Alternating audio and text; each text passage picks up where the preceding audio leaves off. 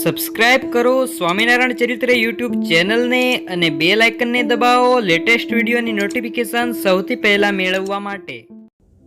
જય સ્વામિનારાયણ વહાલા ભક્તોને, આ વિડીયોમાં તમને જે દેખાય છે તે છે ધોલેરાના પૂંજાજીભાઈનો દરબારગઢ। આ જગ્યાએ શ્રી હરિ સંતો ભક્તો સાથે માખણના ભજીયા જમ્યા હતા।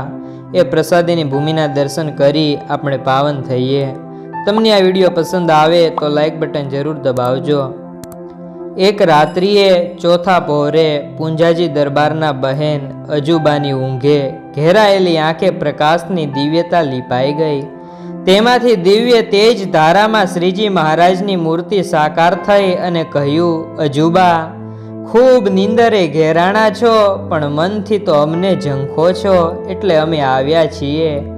અહો અહો, ભલે પધારો મહારાજ, તમારા દર્શન વિના કેટલાય દાડા વીત્યા, એટલે ઝંખના ઉપડી હતી। લ્યો ત્યારે આજ તો તમારી ઝંખના સિદ્ધિ રૂપે ગણજો।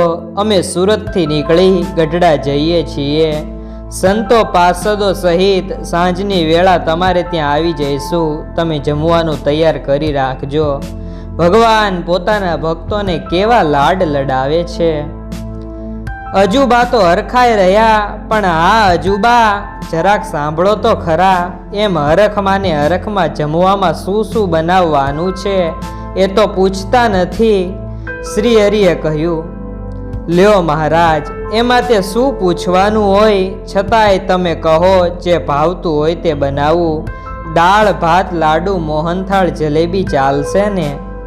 ના રે ના અજુબા, આજે તો અમારા કાઠી દરબારોએ અમને ફરિયાદ કરી છે કે મહારાજ, 9 દિવસથી સતત સુરતમાં મિષ્ટાન ખાઈ ખાઈને અમને અરુચિ આવી ગઈ છે। હવે કંઈક ખાટું તીખું ભોજન જમાડો તો સારું। ત્યારે અમે તેમને કોલ આપ્યો કે એવું જ મળશે। કઢી ખીચડી રોટલા, કાલે સાંજના તમારી ઈચ્છા પ્રમાણે ભોજન અમે આપીએ। ત્યારે મારા સુરા ખાચર બોલ્યા છે કે અમને તો પુડલા, ભજીયા, બાજરાના રોટલા મળે તો મહારાજ હૈયે નિરાંત મળે। એક મત અનુસાર મહારાજે સ્વપ્નમાં અજુબાને એવું કહેલું કે માખણના ભજીયા બનાવજો।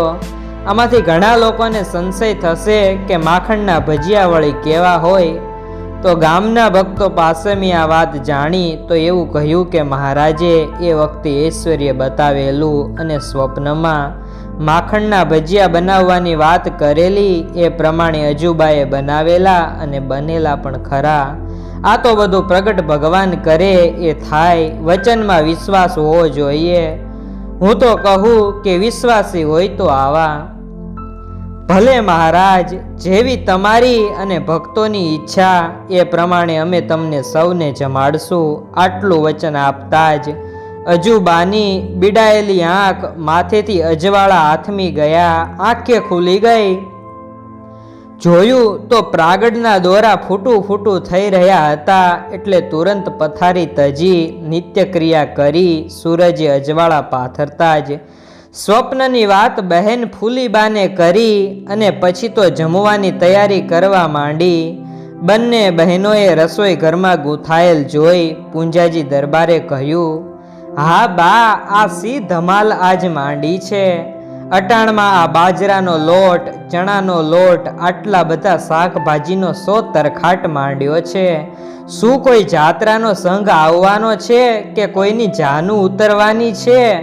અરે બાપુ, શ્રી હરિ આજે પધારવાના છે। સ્વપ્નમાં એમણે અજુબાને કહ્યું। બહેન ફૂલીબાએ વાતનો ખુલાસો કર્યો। અરે ગાંડિયું, તમે તો ગાંડિયું જ રહ્યું। હમણાં ક્યાંયથી આ કોર્ય શ્રી હરિના વાવડ નથી। ઘણા દાડાથી હું એમના સમાચાર પૂછું છું, પણ ક્યાં છે એ કોઈ કહેતું નથી। અને આજે તમે ઘેલ્યું થઈ સ્વપ્નની વાતે કહો છો કે શ્રી હરિ સંઘ સાથે પધારશે। આ લોકમાં હાંસી થાય એવી આ વાત છે। સપનાની વાત કદી સાચી હોય ખરી? એ જો પધારવાના હોય તો કોઈ પણ માણસ મોકલી સમાચાર પણ આવત ને। ઈ અજુબાને ખાલી ભ્રમણા થઈ હશે। અરે ભાઈ, તમે ભલે માનો કે ન માનો, પણ અમે તો જરૂર શ્રદ્ધા બળે વાત સાચી જ માનીએ છીએ. તે સાંજના આવી પૂગશે ને થાક્યા પાક્યા હોય ત્યારે શું રસોઈ સામગ્રી તૈયાર કરવા બેસીએ તો સારું કહેવાય. અને આ પહેલાં પણ અજુબાએ ઘણીવાર જે વાતો કરેલી તે બધી જ સાચી પડી હતી કે નહીં તે શું ભૂલી ગયા તમે? ફૂલીબાએ સમજાવતા કહ્યું. તો સારું, તમે તમારું કામ કરો, તમારા કામમાં હું ક્યાંય વિઘ્નરૂપ બનીશ નહીં, એમ કહી દરબાર પૂંજાજી પોતાની બેઠકે જઈ બેઠા. બાયુએ તો તડામાર રસોઈ સામગ્રી તૈયાર કરી. બપોર પછી બ્રાહ્મણને બોલાવી રસોઈ પણ કરવા માંડી. સૂરજ ઢળ્યો નહીં ત્યાં તો 10-12 ઘોડા દરબારની ડેલીએ આવી ઊભા.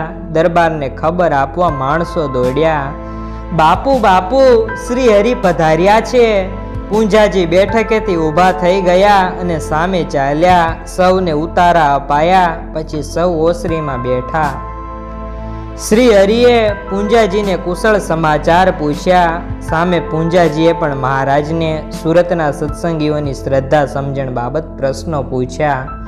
એમ એકબીજા સામ સામે વાતોના રંગ જામ્યા. ત્યારે પૂંજાજીએ કહ્યું, મહારાજ, સાચું કહું, આ તે કેવું આશ્ચર્ય! મને તો વાત માન્યામાં જ આવતી ન હતી કે તમારી આવવાની સંભાવના પણ જાગેલી નહીં. પણ સવારે ફૂલીબા અજુબાની તૈયારી જોઈ, વાત સાંભળી, પણ ઈ ભ્રમણા માનતો હતો. અરે નહીં ખબર ખત કે સમાચારની સ્વપ્નની કોઈ વાત સાચી થાય ખરી? છતાંય બાયુઓની શ્રદ્ધા વિશ્વાસના પૂર ફાટ જોઈ મેં તો મન સ્થિર કરી લીધેલું. તે તો તેની તૈયારીમાં હતા અને હું મનોમન ભ્રમણાથી હસતો હતો. એમ એણે તો દી આખો હરખાઈને તૈયારી કરી લીધી. મને થયું આટલું બધું રાંધણું થશે ને જો શ્રી હરિ નહીં પધારે તો આજે ગામના ગરીબ ગુરબા ખાશે તોય ધર્માદો થાશે. આજનો દાડો એનોય સુધરી જાશે એમ મન મારીને બેસી રહ્યો હતો. એનો તાલ જોતો. જે થતું હતું તે થવા દીધું. વાત સાંભળી શ્રી હરિ હસ્યા. તે બોલ્યા, ભક્તોની ભાવના પ્રબળ હોય તો ભગવાન તેની ધારણા સિદ્ધ કરે છે. અને શ્રી હરિ સંધ્યા થતાં ઊભા થયા. આરતી નિયમ કર્યા અને સત્સંગીઓની સભામાં કથા વાર્તા પૂરી થઈ. ત્યાં બહેનો તરફથી વાળું કરવાના સમાચાર આવ્યા. શ્રી હરિએ સભા વિસર્જન કરી સૌ ભક્ત સંતોને આદરથી પીરસી જમાડ્યા. સુરા ખાચર કહે, મહારાજ, તમે બાકી અહીં આવવાના સમાચાર કેવી રીતે આપ્યા એ અમને ખબર ન પડી. પછી તો બધા સંતો, કાઠી ભક્તો અને મહારાજ ખૂબ જ હસવા લાગ્યા. એટલે આવી દિવ્ય લીલા શ્રી હરિએ ધોલેરામાં પૂંજાભાઈના દરબારગઢમાં કરેલી. આ લીલાની નોંધ નિષ્કુળાનંદ સ્વામીએ ભક્ત ચિંતામણી ગ્રંથના 84માં પ્રકરણમાં પણ લીધેલી છે.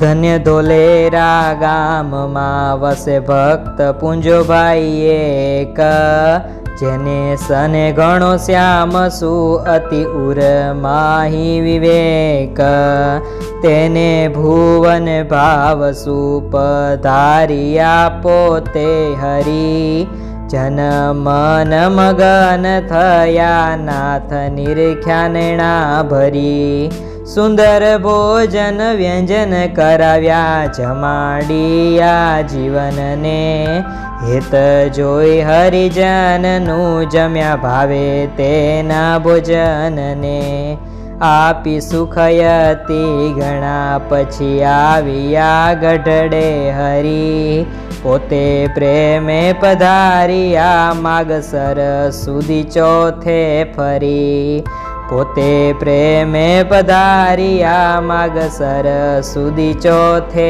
ફરી. તમને આ વિડીયો પસંદ આવ્યો હોય તો લાઈક કરજો, બીજા ભક્તોને શેર કરજો અને તમે આ ચેનલ પર પહેલી વખત આવ્યા હોય તો આ ચેનલને સબસ્ક્રાઈબ કરી બેલ આઇકન જરૂર દબાવજો.